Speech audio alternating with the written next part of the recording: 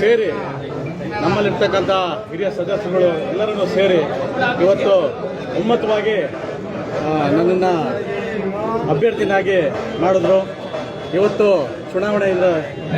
ಈ ಚುನಾವಣೆಯಲ್ಲಿ ಈಗ ಈ ನಮ್ಮ AC ಅವರು ಚುನಾವಣೆ ನಡೆಸಿ ಅವರ ನೇತೃತ್ವದಲ್ಲಿ ಈಗ ಉಪಾಧ್ಯಕ್ಷರಾಗಿ ಆಯ್ಕೆಯಾಗಿದ್ದೇನೆ. ಮುಂದಿನ ಏನು ಅವಧಿ ಒಂದು 5 ತಿಂಗಳ ಅವಧಿ ಇದೆ, ಆ ಅವಧಿನ ಸಂಪೂರ್ಣವಾಗಿ ಅಭಿವೃದ್ಧಿಯತ್ತ ತಗೊಂಡೋಗ್ಬೇಕು ಅಂತ ಎಲ್ಲ ಸದಸ್ಯಗಳನ್ನ ಒಳಗೊಂಡು ಅವ್ರನ್ನೆಲ್ಲರೂ ವಿಶ್ವಾಸಕ್ಕೆ ತಗೊಂಡು ಖಂಡಿತವಾಗೂ ಒಳ್ಳೆಯ ರೀತಿಯಲ್ಲಿ ಏನೇನು ನಮ್ಮ ನಗರದಲ್ಲಿ ಸಮಸ್ಯೆಗಳಿದೆ ಅದಕ್ಕೆ ಖಂಡಿತವಾಗಲೂ ಒತ್ತು ಕೊಟ್ಟು ಕೆಲಸ ಮಾಡ್ತೀನಿ ಅಂತ ಸಂದರ್ಭದಲ್ಲಿ ಹೇಳ್ತೀನಿ. ಇರುವ ಅಲ್ಪಾವಧಿಯಲ್ಲಿ ಇಷ್ಟೆಲ್ಲ ಸಾಯನ ಕೆಲಸ ಮಾಡೋಕ್ಕಾಗುತ್ತಾ ಅಂತ? ಖಂಡಿತ ಈಗಾಗಲೇ ಆದಷ್ಟು ನಗರೋತ್ಥಾನದಲ್ಲಿ ಆದಷ್ಟು ಕೆಲಸಗಳಿಗಾಗಲೇ ಆಗಿದೆ, ಇನ್ನೊಂದಷ್ಟು ಪೆಂಡಿಂಗ್ ಇದೆ.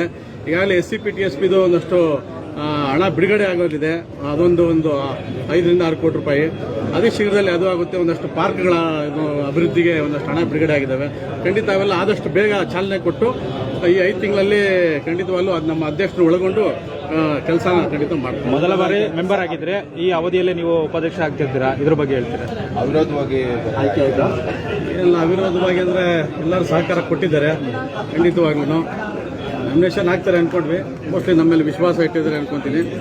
ಕೆಲಸ ಮಾಡಬೇಕು, ಪರವಾಗಿಲ್ಲ ಇವನು ಕೆಲಸ ಮಾಡ್ತಾರೆ, ವಿಶ್ವಾಸ ಇಟ್ಟಿದ್ದಾರೆ ಅನ್ಕೊಂತೀನಿ. ಎಲ್ಲರಿಗೂ ಆಭಾರಿಯಾಗಿರ್ತೀನಿ. Thank you so much.